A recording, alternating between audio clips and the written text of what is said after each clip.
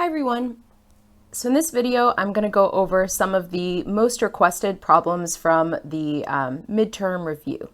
So I will put, I'm not sure if I'll be able to get them up right as soon as I post the video, but eventually I will post in the description of the video basically the times at which I go over each problem, so that if you want to go to a specific problem, you can just click that link and it will take you right to that time.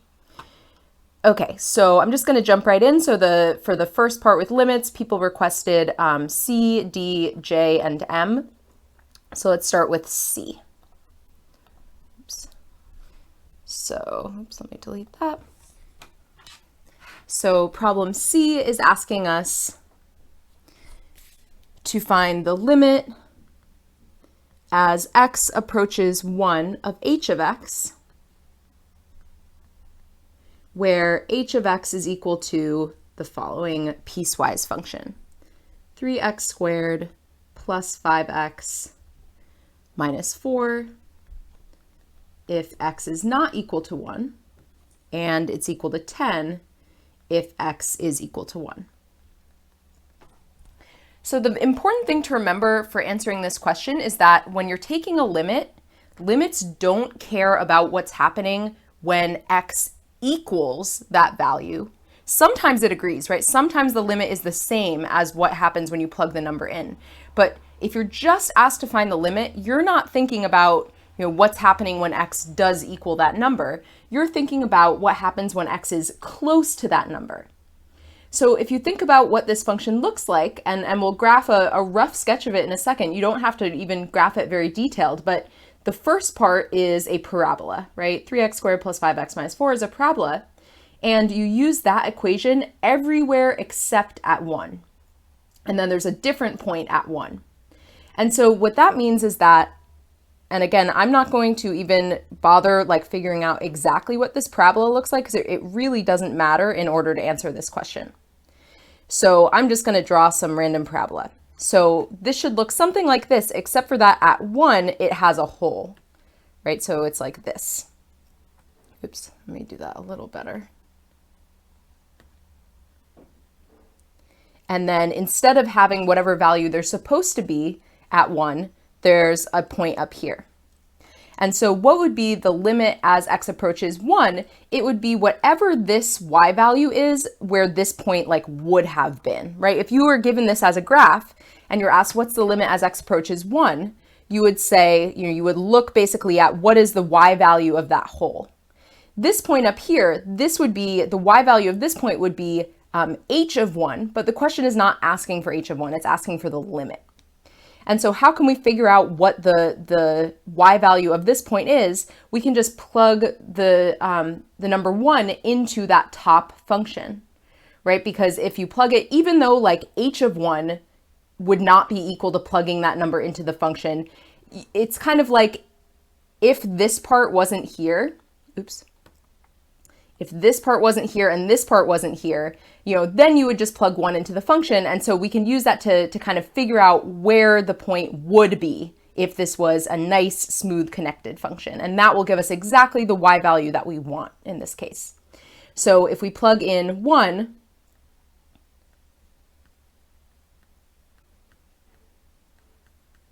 we get 3 plus 5 minus 4. So we get 4. And so that's our answer.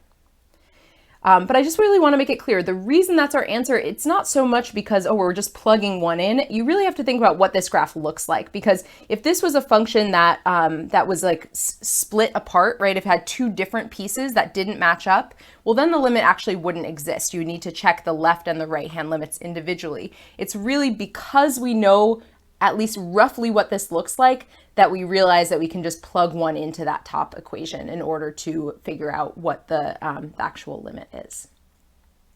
Sorry, just trying to, get rid of this. Okay, so let's look at the next one. So the next one that was requested was D. So I always think it's kind of interesting. This one gets requested a lot when I put it on reviews, and believe it or not, this is actually, I think, the easiest question on this entire list. So why is this the easiest question on the entire list? So remember that if you have a function that is not a piecewise function, and if it's like one of the nice functions we know how to deal with. So things like trig functions, rational functions, there's that whole long list, basically all the types of functions you know of. So if you have a nice function, it's not a piecewise function, if it's defined at the value where you're trying to take the limit, then you're allowed to just plug that number in, right? So that's the whole premise of, most of the limits we've been doing. We've started with something that's not defined and we've simplified it until it is defined so that we can plug the number in. But if you can just plug the number in from the get-go, then go ahead and do that. So what happens if we plug in pi?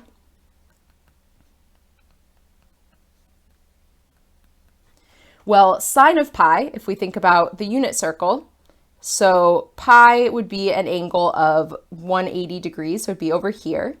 And the x coordinate is -1, the y coordinate is 0. So that means that sine of pi is equal to 0. So we have 0 over pi. And what is 0 divided by a number? That's just 0, right? So dividing by 0 is a problem. 0 divided by another number that's not 0 is fine. So I think maybe there's a couple different things going on here. I think maybe some of you looked at this and kind of assumed it was a squeeze theorem problem when it's not. And then the other thing is maybe you were thrown off by pi. Remember that pi is just a number, just like any other number. So just remember that with limits, again, you can't do this for piecewise functions, but if it's not a piecewise function, the first thing you should try is just see, can I plug the number in? And if you can, great, that's your answer. If you can't, that's where you have to start actually doing some simplification and getting to the point where you can plug the number in. Okay, so let's actually look at one which is a squeeze theorem problem. So that's J. So that's the limit as x approaches 0 of x squared times cosine of 1 over x. Okay, so how would you recognize that this is a squeeze theorem problem? Well, again, just like we said in the last one, first try to plug in the number. So what would happen if we plugged in 0 here? Well, we'd get 0 times cosine of 1 over 0. And the problem is that cosine of 1 over 0 is undefined. So this one you would not be able to just off the bat say, oh, the answer is 0, even though it's going to be 0 times something, and we will see that the answer is 0. Mathematically, it's not sound for you to say, oh, we have 0 times undefined, that's 0. As soon as anything is undefined in your function, the whole thing is undefined. So we cannot just plug in 0. And additionally, there's no real simplification we can do, right? Like usually you're looking for, oh, can I factor and cancel? Can I multiply by the conjugate? Can I, all these different things, and you just can't do any of those in this situation. And so that's the hint that you're working with the squeeze theorem. So I just want to walk you through which steps I would expect to see included in the squeeze theorem, because I've seen a lot of people kind of, maybe have the general idea right with the squeeze theorem, but not really get the details correct. So the idea of the squeeze theorem is that you need to find two functions, one below and one above the function whose limit you're trying to find. So you need to explicitly write down what those two functions are. That's kind of the first step. So how do you find those two functions? Well, generally you start with this part. You start with the fact that you have cosine or sine, and cosine or sine of anything is always between -1 and 1.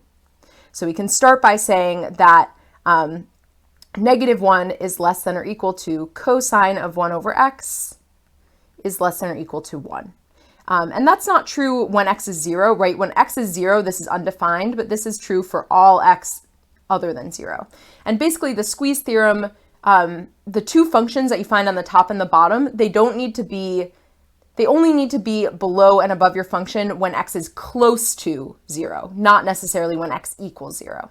And that's really the power of this rule, because when x equals 0, you can't really say anything about cosine of 1 over x. So instead, we're saying just what's happening when x is close to 0. Okay, so the next step is, our function isn't cosine of 1 over x, it's x squared times cosine of 1 over x, right? So we need to bring this all in. And the way that we can do that is if we take this whole inequality and we multiply everything by x squared. Oops.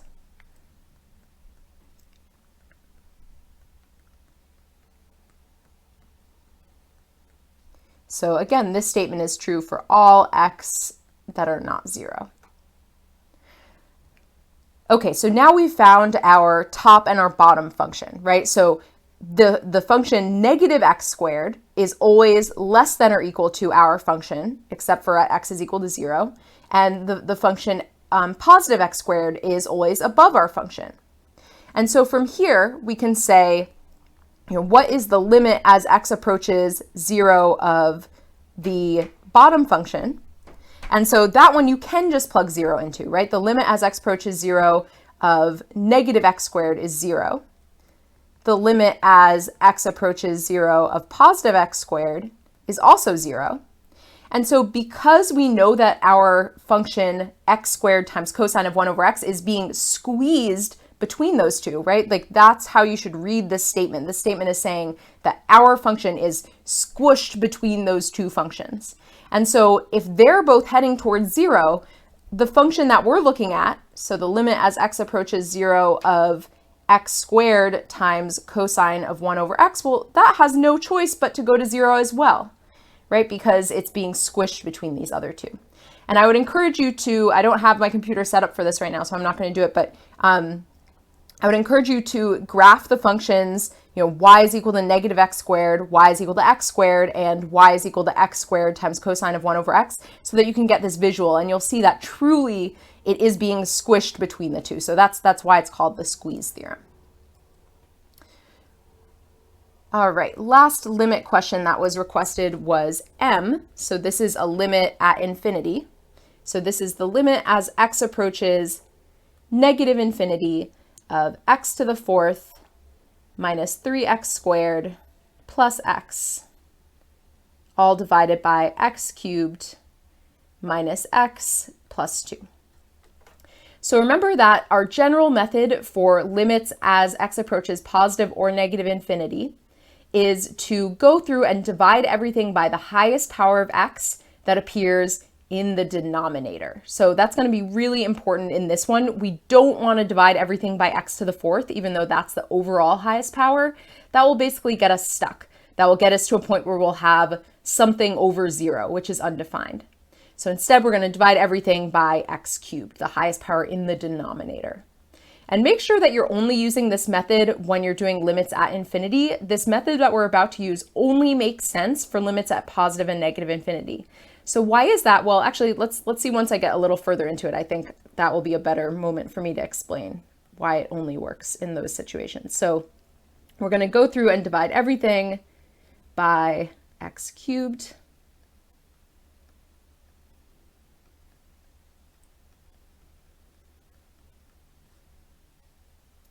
And so we have x cubed over x cubed minus x over x cubed plus 2 over x cubed. So now we want to simplify.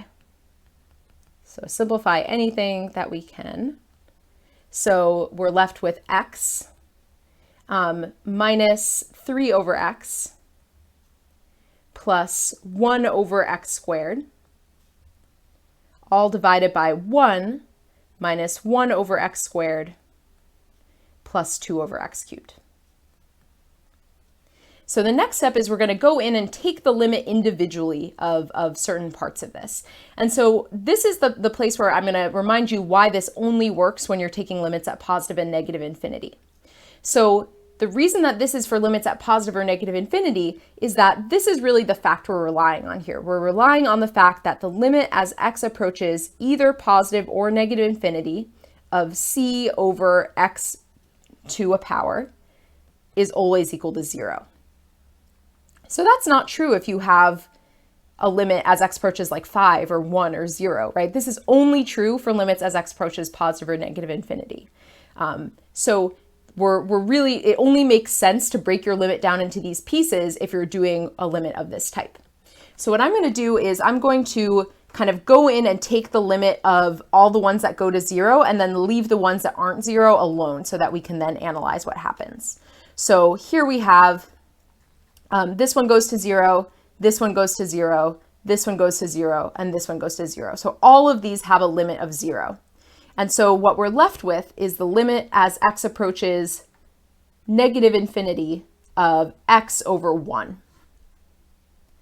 And by the way, I would not recommend plugging in negative infinity, quote unquote. Like if you were to write it like this is what I see a lot. And sometimes it will be fine, but other times I think you'll get confused by it. So you could say like negative infinity minus 0 plus 0. It just negative or infinity is not a number. So it just doesn't really make sense to like do arithmetic with infinity. Like it's just not really mathematically correct. In this case, this might lead you to the right conclusion. You might be like, oh, okay, well, negative infinity over 1 is negative infinity. In this case, that's the right answer. But in other cases where the function you're left with at the end is more complicated, this will actually probably lead you astray. So I would not recommend, just take it out of your brain, the idea of plugging in infinity. Infinity is not a number. You cannot plug it into something. What you can do is what you're left with here, you want to evaluate the end behavior of this function. So when you're at the very last step with this, you have to figure out what is the limit as x approaches negative infinity of x. And so really what that's asking you is if you have the function f of x is equal to x, so that would be a line with a slope of 1, what is the limit as x approaches negative infinity? So if you go towards, negative infinity going this way, the function goes down and down and down. And so the answer is negative infinity. And so the reason I drew this graph, even though, maybe you could figure this out without the graph, is that you might be left over with a slightly more complicated function, right? If you were left over with like x squared, then the answer would actually be positive infinity, right? Because the limit as x approaches negative infinity of x squared is actually positive infinity. So you really want to look at whatever function you're left over with at the end. And that's why I made a video where I emphasized, finding end behavior of polynomials. That's why that's important, because when at the very last step for these problems, you'll often be in a situation where you have to do that. Okay, so the next couple questions are about continuity. So first one, we have the function, so this is number 2b. So we have the function f of x is equal to cosine of x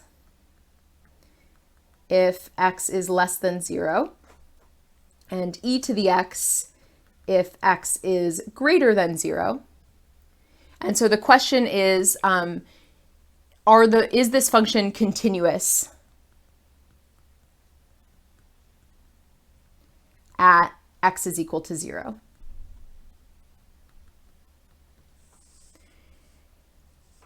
Okay, so how do we answer this question? Well, basically, I would just think again about what this function looks like. And when you're dealing with piecewise functions and you're answering questions about the limit or whether it's continuous, it's not like you have to graph it perfectly. Really what matters is that you're graphing it correctly at the number where you're taking the limit or where you're talking about whether it's continuous. So really what we want to think about here is, where are these two functions each at when we're at x is equal to 0? So cosine of 0 is equal to 1, right? So if you had the function of cosine, it would have a y-intercept of 1. And notice that this just says less than 0. So we're not supposed to include 0. So I'm going to say, pretend that this is 1. And I'm going to leave a hole there, and I'm just going to sketch the rest of the cosine graph, and it kind of goes off that way. And then what does e to the x look like? Well, that also has a y-intercept of 1, right? E to the 0 is 1, and then it continues. So if you were to draw the whole thing, it would go down like this on the left, and then it goes up like this on the right. But let's get rid of that left side because we're only supposed to have the positive half, right? Because it says if x is greater than 0. So notice that, again, both of these, neither of them includes 0. And so even though they match up, f of 0 is undefined, right? Like there's no point at 0. And so if you were drawing this with a pen, you would not be able to draw it without lifting your pen, right? Because once you hit 0, you would have a hole and you would have to stop and do the hole and then keep going. So this function is not continuous. And you could kind of answer that two ways. One way is you could say you can't draw it without lifting your pen.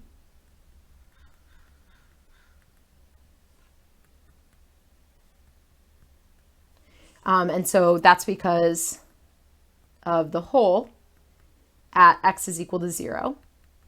So that's kind of the more like intuitive explanation. The limit definition of continuity, again, is testing whether the limit as x approaches 0 of your function is equal to f of 0.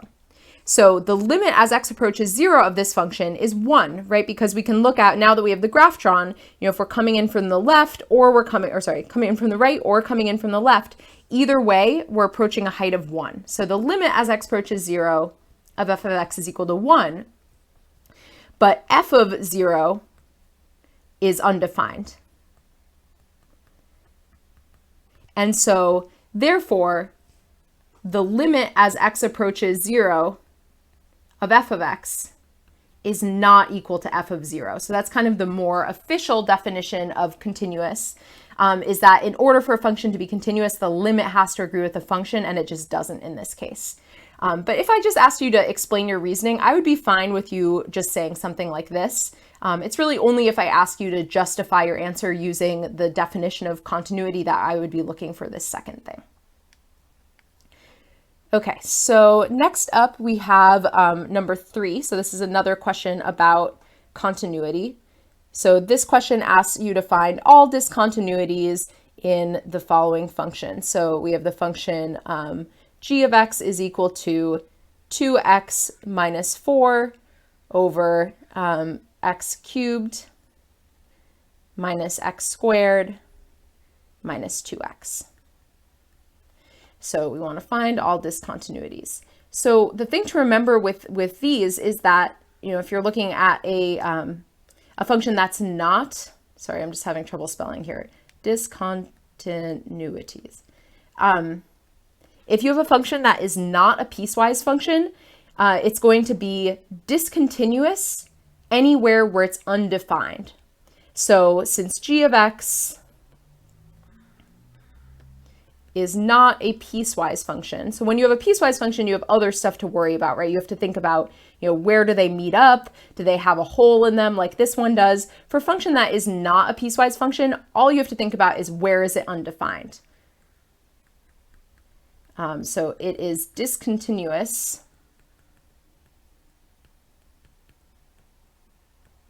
wherever it is undefined. Wherever, I'm having spelling issues today. It is undefined. So where is this undefined? Well, anytime you have a rational function, it's going to be undefined when the denominator is equal to 0.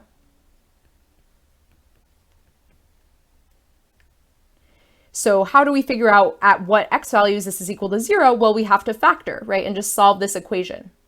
So if we factor out an x, we're left with x squared minus x minus 2. And then we can factor this part, and we're left with x minus 2, x plus 1. And that gives us 3 values that would make the denominator 0. X is equal to 0, x is equal to 2, and x is equal to negative 1. And you can test those out, and you'll see that for any of those, when you plug them in, you'll get a 0 in the denominator, which is not okay. So I'm guessing that maybe some people were a little confused by this because there's some simplification that can happen. So if we were to rewrite this function as, so the numerator, right, was 2x minus 4. So we could rewrite that as 2 times x minus 2. And then in the denominator, we would have x times x minus 2 times x plus 1. So I'm wondering if some people saw this and were like, oh, well, I could cancel this 2 and then there's no issue there anymore. But that's not true. So it is true that you can cancel this. If you're taking a limit, you can cancel it without changing the value of the limit. But if you were to graph the function g of x as this, and then if you were to graph the function h of x is equal to the canceled version, x times x plus 1, they would be different. And the way that they would be different is that the original function would have a hole at x is equal to 2, right? Because the original function is undefined at 2. The new function would not have a hole at 2. And so this, this method of simplifying is useful for evaluating limits where you're trying to kind of make your function defined. But if the question is just about the original function and the question is just, where is it discontinuous, you want to make sure you're not doing any simplification, because you're actually then kind of brushing that, that discontinuity under the rug. So regardless of the fact of whether something can be simplified or not, that doesn't affect where it has discontinuities. Okay, so next up we have, let's see. So a couple of things related to derivatives. So we're first going to do number 5C. So this is going to be using the limit definition of the derivative to find the derivative function for h of x is equal to 3 over x. So I want to make this really, really clear. I will write this in big letters on the test, but if I ask you to use the definition of the derivative or the limit definition of the derivative, you are not allowed to use the power rule. You're not allowed to use the derivative rules that I covered in the videos in the later part of this week. You have to use the limit definition, otherwise I'm not going to give you credit. Because there's plenty of time in this course where we'll be working with derivative rules, but this is the point in the course where I need to make sure you know how to use the limit definition. So limit definition means exactly what I'm about to show you. It does not mean just using derivative rules. So what is the limit definition of the derivative? It says that h prime of x is going to be equal to the limit as h approaches 0 of f of x plus h minus f of x over h. Okay, so how do we actually go and do this? Well, we want to start by figuring out for our specific function, what is f of x plus h? So the original function is 3 over x, and so that means whatever we're inputting to our function, we're going to just replace x with that. And so the first part is just 3 over x plus h, and then the second part is 3 over x. And I'm going to leave a little space here so that we can talk about how to make a common denominator. Okay, so when you have a limit where you have multiple fractions and you're trying to make a common denominator, or sorry, let me rephrase that. When you have a limit where you have multiple fractions, you should try to make a common denominator. That's what I was trying to say.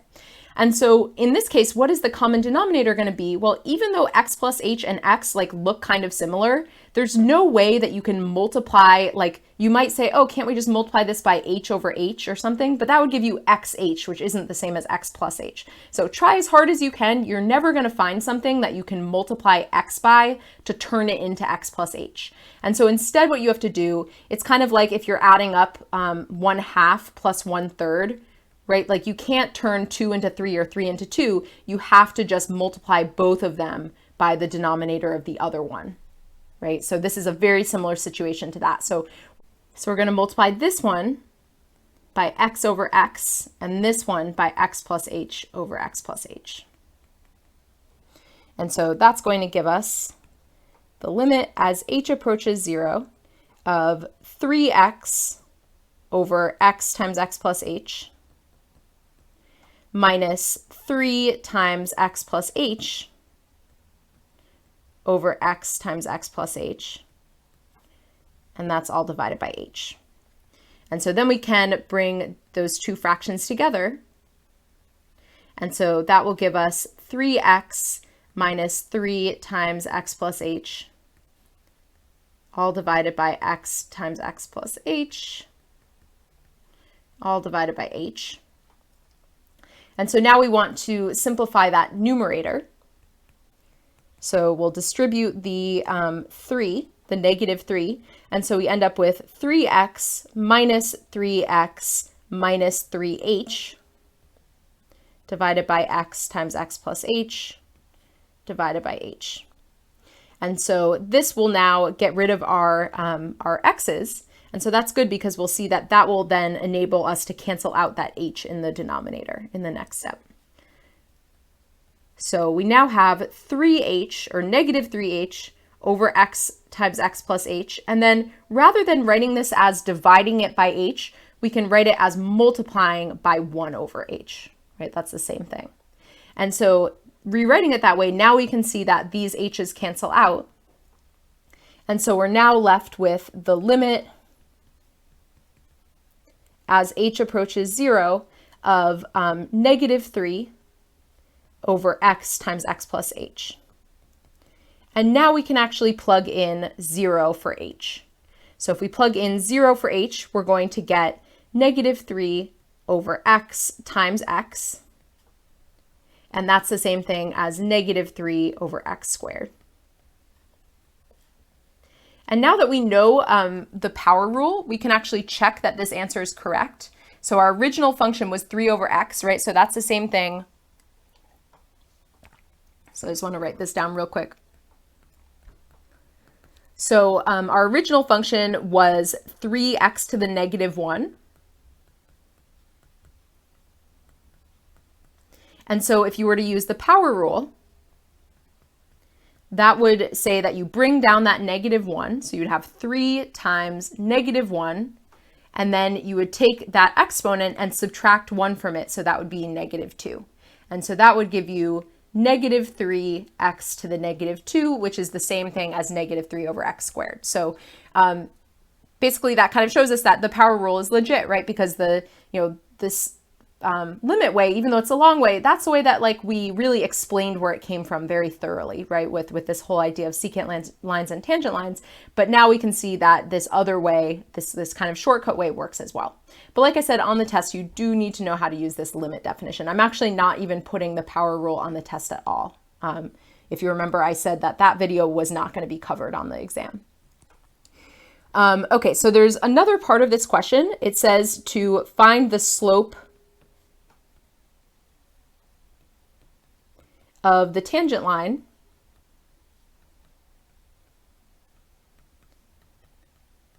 at x is equal to, let's see, 2. So our derivative we found that h prime of x, I guess I wrote f here, but it was supposed to be h prime of x we found was equal to negative 3 over x squared. So remember what the derivative function, what information that gives you. So the derivative function tells you at every single x value what the slope of the tangent line is at that x value. That's the whole point of the derivative function. So if you're trying to find the slope of the tangent line at x is equal to 2, well, that means that you want to take your derivative function and plug in 2. And so you would get negative 3 over 2 squared, which is negative 3/4. And so that tells you that that is the slope of the tangent line. And you would get the same answer, by the way, if you went back and did this whole limit thing, but with a 2 instead of with an x. So if you put here like 2 and here 2, that was kind of our old way of doing it. But once you do this limit definition, there's absolutely no reason to go do it again with the number. Like that's the whole point here, is that now you have a formula that will work for everything. And so then the last question is whether the function is increasing or decreasing at x is equal to 2. And so that just depends on whether the slope of the tangent line is positive or negative, right? So if the slope of the tangent line is negative, like it is here, that means that the function is decreasing at x is equal to 2.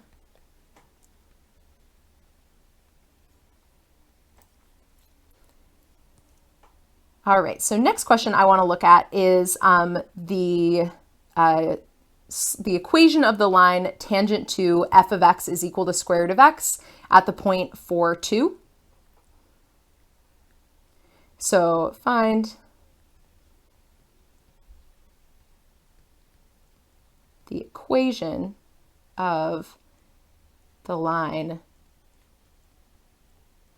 tangent to f of x is equal to square root of x at the point 4, 2. So I'm not going to go through and do the limit definition again for this because I already did this exact example in I think it was maybe the video from Monday, whatever was the first video that was about the derivative function. So I believe that was the first video this week. So I did this exact example. So I'm just going to jump ahead and tell you that f prime of x is equal to 1 over 2 root x. But I'm just going to make a note here, which is on the exam, you would have to use the limit definition to show this. And if you want to see how to do that for this example, like I said, go back to that other video And you'll see me go over this example. Okay, so why do we want to know the derivative? Well, what kind of information do you need to write an equation of a line? So forget about calculus for a second. Just think about algebra. Trying to write an equation of a line. What information do you need? You need the slope of the line, right? And you need a point that the line goes through. So I'm actually going to make this question a little harder than what I wrote down just because I think it's important that you know how to do this. So I'm going to change this and say just at x is equal to 4 instead of at 4, 2. So again, we need two things. So the first thing we're going to find is the slope. We need a slope and we need the point. So how do you find the slope? Well, that's what the derivative's for, right? So if you're trying to find the slope at x is equal to 4, the slope of the tangent line at x is equal to 4, you can accomplish that by just plugging 4 into the derivative.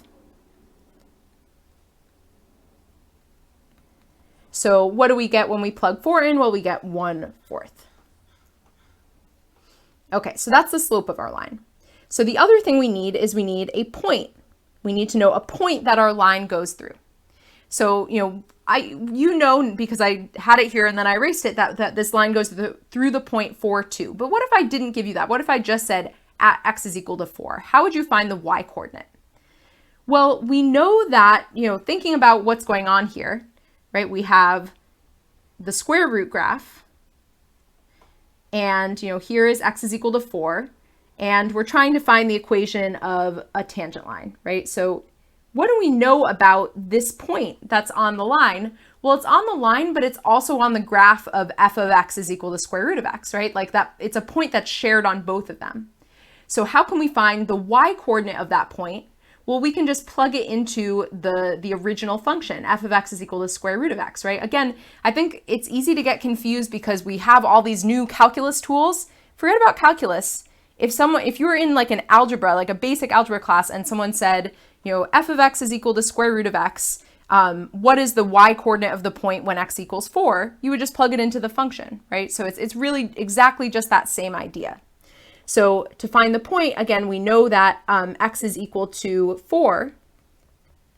And so y is going to be equal to f of 4, which is the square root of 4, which is 2. And so this point would be at a height of 2. And so once we have our point and our slope, then we can use point slope form.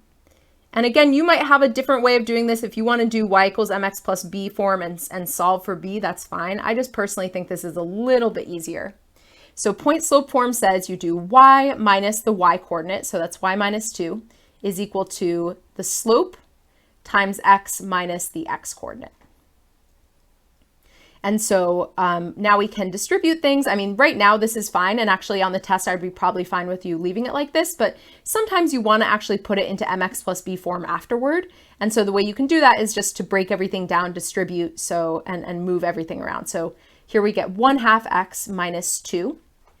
And then if we add 2 to both sides, oh, sorry, I put 1/2. Our slope was 1/4, right? My bad. So the slope was 1/4, so this should be minus 1. I knew something seemed wrong. And so now if we add 2 to both sides, we get 1/4 x plus 1. So when we're looking for the slope of the tangent, or the equation of the tangent line, it's just, break it down into pieces. Find the slope, find the point, and then write the equation of the line. Okay, so last couple questions, I'm going to actually pull up the actual test because they are related to graphs. So the first one, the first part of this, or the first question we're going to look at is this one. So number 7, oops, let me just undo that. So 7 asks you to use this graph, so this is f of x, to roughly sketch the graph of f prime of x. So this is a hard question. I won't ask you to actually sketch something by hand on the test, but I might ask you to be able to identify in multiple choice format, what is the graph of the derivative. So what are you looking for here? Let me first tell you what you're not looking for here. on the test, if I give you a question that's like this, I'm not going to make it one where you can just figure out what the equation is of the function and then just take the derivative and graph that. That's not the point of this question. The point of this question is to look at this function and figure out, where is the derivative positive, where is the derivative negative, and where is the derivative 0? And that's the information we're going to use to sketch the derivative. Because what's the relationship between the derivative function and the original function? The y values of the derivative function tell you the slopes of the original function, right? That's very, very important to understand. On the derivative function, every point that lies on the derivative function, its y-coordinate is referring to a slope of the original function. And so there's kind of three important things to know when you're doing this, which is that if f of x is increasing,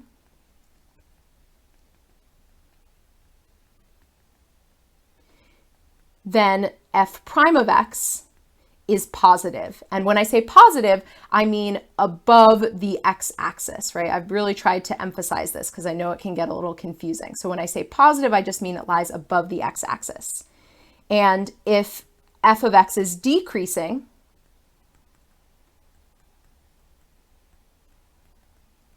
then f prime of x lies below the x-axis because its y values are negative. That's why we're saying negative.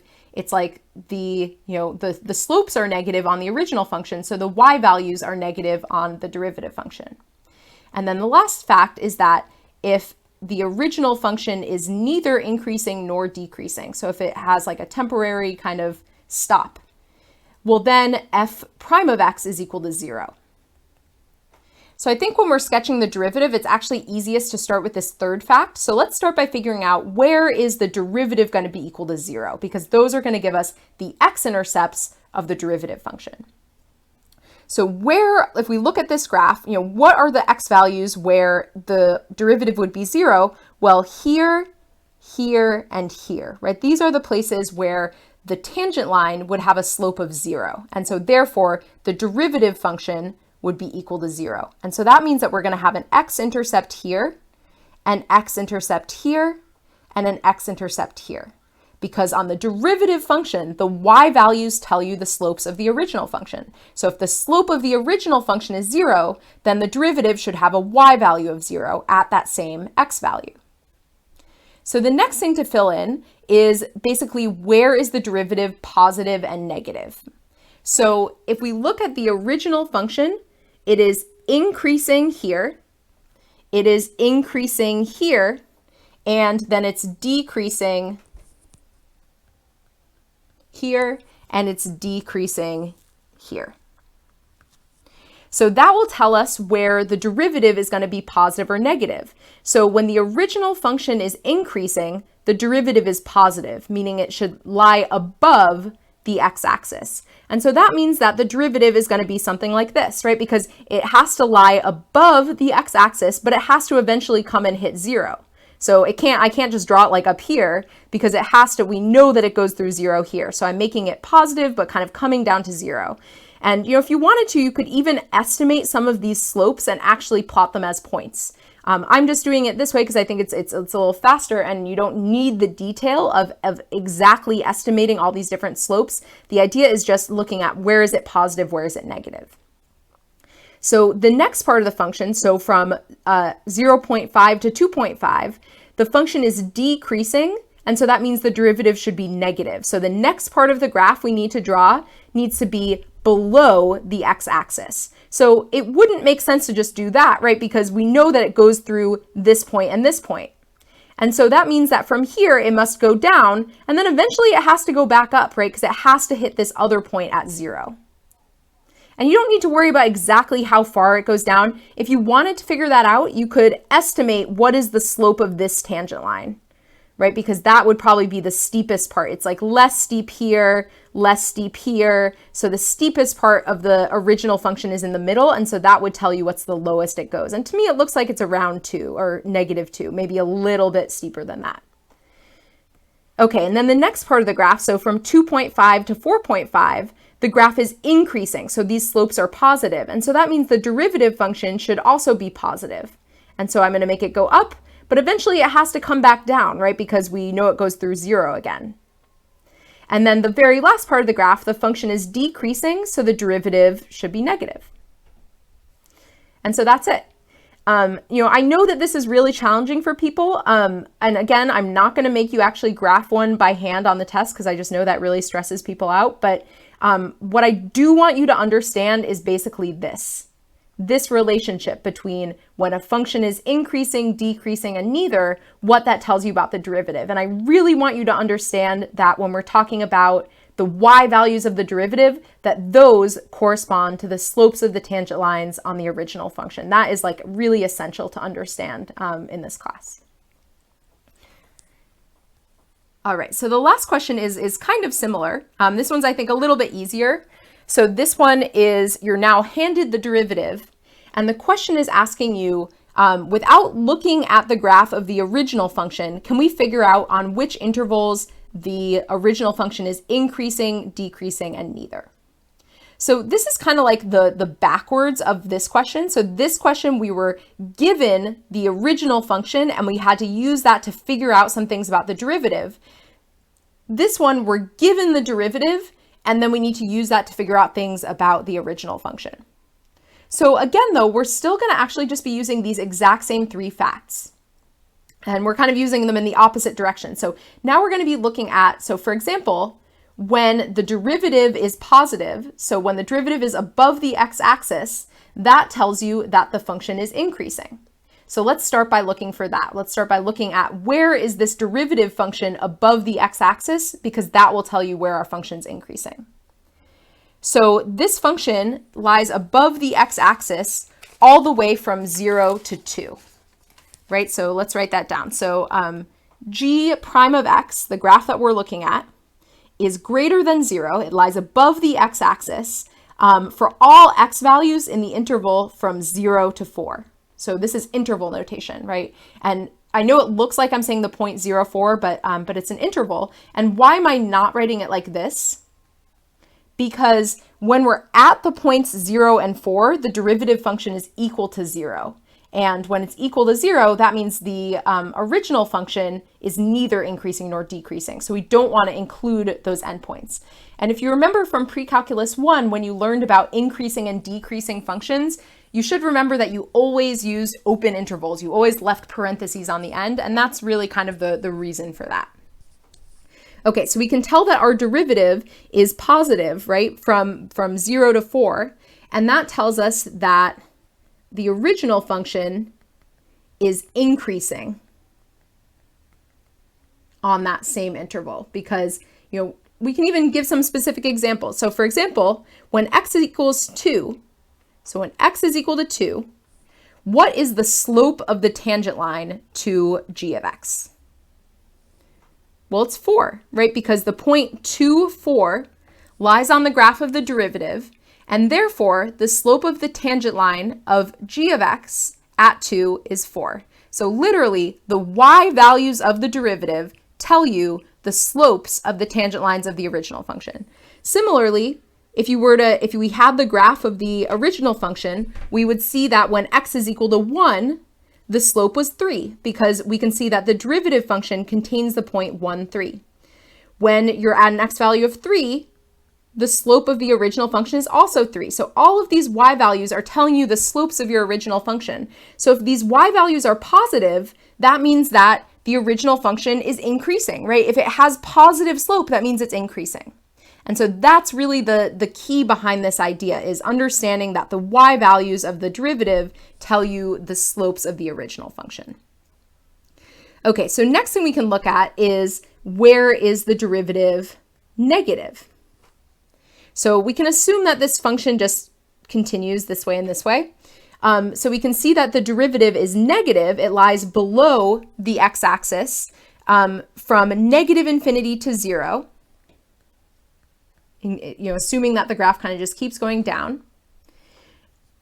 And then the other interval is from 4 onward. And so that tells us that our original function is decreasing. It has negative slopes.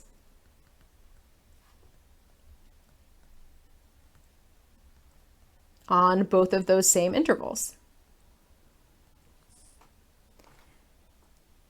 Then the last part is saying, where is the original function neither increasing nor decreasing? Well, that means we're looking at where is the derivative equal to 0.